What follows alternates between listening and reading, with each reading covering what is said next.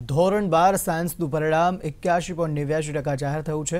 ગત વર્ષ કરતાં 3% આ પરિણામ વધુ આવ્યું। ગત વર્ષે 79.03% પરિણામ હતું તો વિદ્યાર્થીઓનું પરિણામ 82.03%, જ્યારે વિદ્યાર્થીનીઓનું પરિણામ 81.60% આવ્યું।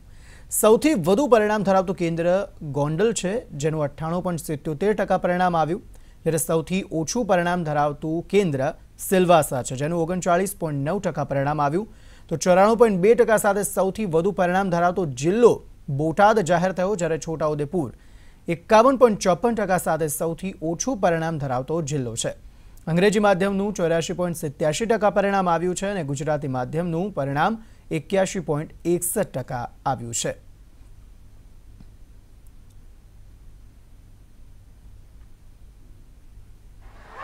ધોરણ 12 સાયન્સનું સેમિસ્ટર માર્ચ 17 નું પરિણામ 81.89% હું જાહેર કરું છું।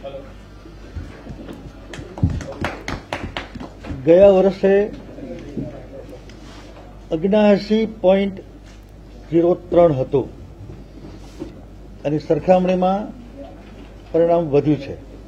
ગુજરાતનું સૌથી વધુ પરિણામ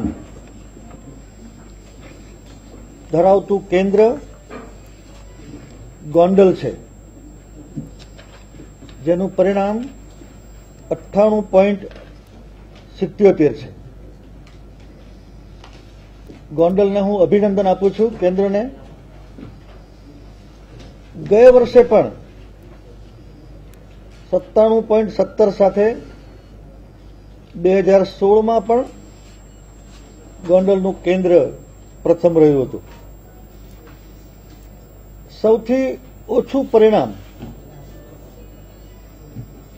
સિલવાસા છે, 39.09%। ગઈ વખતે લીમખેડા હતું 22.61। વિજ્ઞાન પ્રવાહનું પરિણામ ધોરણ 12નું જાહેર થયું અને ત્યારબાદ વિદ્યાર્થીનીઓમાં ખુશીનો માહોલ જોવા મળ્યો, ઉત્સાહનો માહોલ જોવા મળ્યો। એક તરફ સારું પરિણામ ઓવરઓલ જાહેર થયું અને પોતાનું પરિણામ પણ સારું આવતા વિદ્યાર્થીનીઓ ખુશીથી ઝૂમી ઉઠ્યા હતા। તેના દ્રશ્યો આપ અત્યારે આપની ટીવી સ્ક્રીન પર જોઈ રહ્યા છો। ડાન્સ કરીને વિદ્યાર્થીનીઓ આ માહોલને મનાવી રહ્યા છે। ધોરણ 12 વિજ્ઞાન પ્રવાહનું પરિણામ જાહેર થતાની સાથે જ ઇન્ટરનેટ પર સૌ પ્રથમ તો પરિણામ જાહેર થયું, ત્યારબાદ હવે લગભગ 12 વાગ્યાની આસપાસથી તમામ શાળાઓમાંથી હવે પ્રમાણપત્ર પણ મળી શકે છે। ધોરણ 12 વિજ્ઞાન પ્રવાહનું પરિણામ જાહેર થઈ ચૂક્યું છે। ગત વર્ષ કરતાં લગભગ 2% જેટલું પરિણામ વધારે આવ્યું, ત્યારે શિક્ષણ વિભાગે પણ વિદ્યાર્થીઓને શુભેચ્છા પાઠવી છે। પરિણામ વિદ્યાર્થીઓએ સારું પરફોર્મન્સ કર્યું છે। ગત વર્ષ કરતાં 2.86% જેટલું પરિણામ વધારે છે, એટલે વિદ્યાર્થીઓનું પરફોર્મન્સ સારું છે। વિદ્યાર્થીઓને ખૂબ ખૂબ અભિનંદન આપું છું। વિદ્યાર્થીઓની સંખ્યા વધી અને વિદ્યાર્થીઓની ગુણવત્તામાં પણ પેપર લખવાની ગુણવત્તામાં પણ વધારો થયો છે। તો આ તરફ 12 સાયન્સનું પરિણામ જાહેર થતાં વિદ્યાર્થીઓમાં ખુશીની લહેર જોવા મળી। ગત વર્ષ કરતાં વધુ પરિણામ આવતા શિક્ષકો અને વાલીઓમાં પણ ઉત્સાહ જોવા મળ્યો હતો।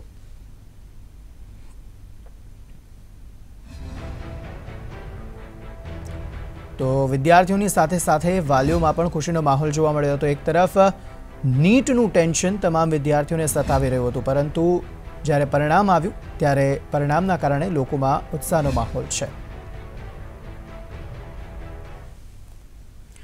આ અંગે સુરતથી અમારા સંવાદદાતા ચેતન પટેલ જોડાયા છે વધુ માહિતી આપવા માટે। ચેતન, વિદ્યાર્થીઓની સાથે સાથે વાલીઓમાં પણ ખાસ કરીને ઉત્સાહનો માહોલ ચોક્કસપણે જોવા મળતો હશે, કારણ કે નીટનું ટેન્શન એક તરફ વિદ્યાર્થી અને વાલીઓને હતું, તો બીજી તરફ પરિણામ આવતાની સાથે જ લોકોમાં ઉત્સાહ બેવડાયો છે।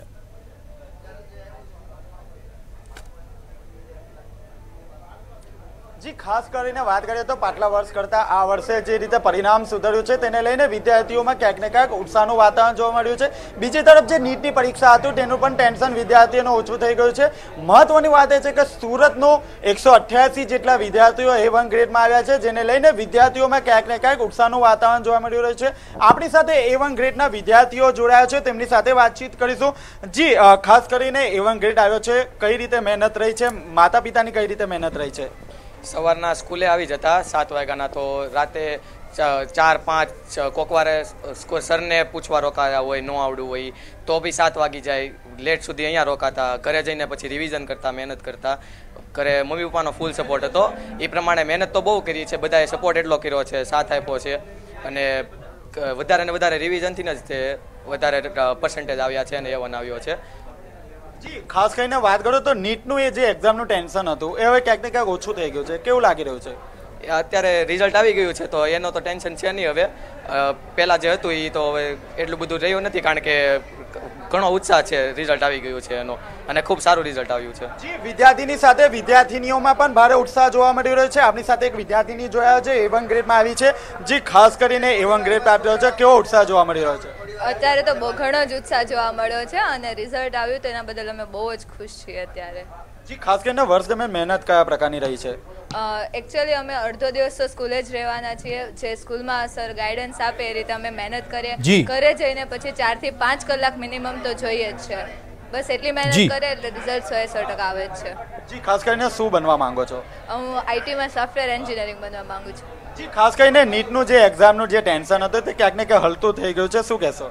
હા, એ તો સ્ટાર્ટિંગમાં જ્યારે એ લોકોને બહુ પ્રોબ્લેમ પડેલી બાયોલોજીવાળાને, પણ ફિલહાલ તો એ લોકો હવે ઘણા રિલેક્સ થઈ ગયા છે. અને પ્લસ નીટની અમુકને સારી ગઈ છે, અમુકને ખરાબ ગઈ છે, પણ તો બી ઓલ ઓવર બધાને સારી જ ગઈ છે.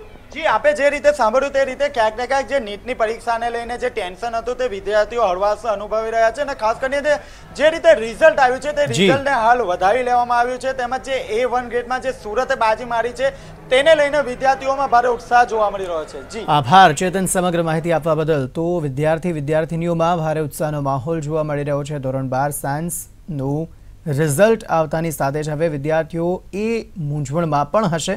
કેટલાક વિદ્યાર્થીઓએ નક્કી કરી લીધું હશે કે આગામી સમયમાં હવે કારકિર્દી કઈ બાબત કઈ આગળ જઈને ઘડવી, પરંતુ કેટલાક વિદ્યાર્થીઓ હવે એ પણ મૂંઝવણમાં હશે કે આગળ હવે શું કરવાનું છે. તેઓ હવે અલગ અલગ જગ્યાએથી વિવિધ ગાઈડન્સ મેળવશે અને પોતાની કારકિર્દી ઘડશે. તો અમદાવાદથી અમારા સહયોગી રીમા ગાંધી પણ જોડાયેલા છે. રીમા, અમદાવાદના વિદ્યાર્થીઓમાં અત્યારે કેવો માહોલ જોવા મળી રહ્યો છે, અને ખાસ કરીને કેવી મહેનત વિદ્યાર્થીઓની રહી આટલું સારું પરિણામ મેળવવા માટે, તે પણ જાણકારી આપશો.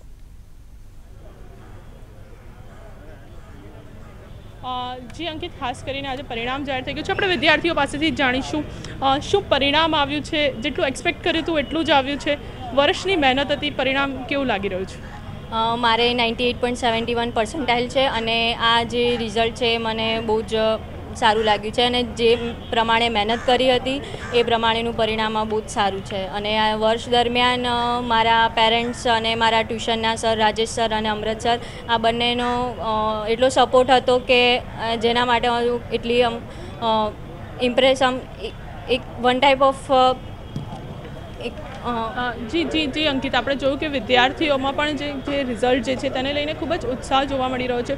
વર્ષની જે મહેનત હતી તે અંતે રંગ લાવી છે તેવું વિદ્યાર્થીઓનું માનવું છે. બિલકુલ રીમા, આભાર સમગ્ર માહિતી આપવા બદલ. તો મહેનત રંગ લાવી છે તેવું કહેવું છે તમામ વિદ્યાર્થીઓનું અને વિદ્યાર્થીનીઓનું. ખૂબ જ સારું પરિણામ આવ્યું છે, અને ETVની સમગ્ર ટીમ તરફથી તમામ વિદ્યાર્થીનીઓને ખૂબ ખૂબ શુભેચ્છા.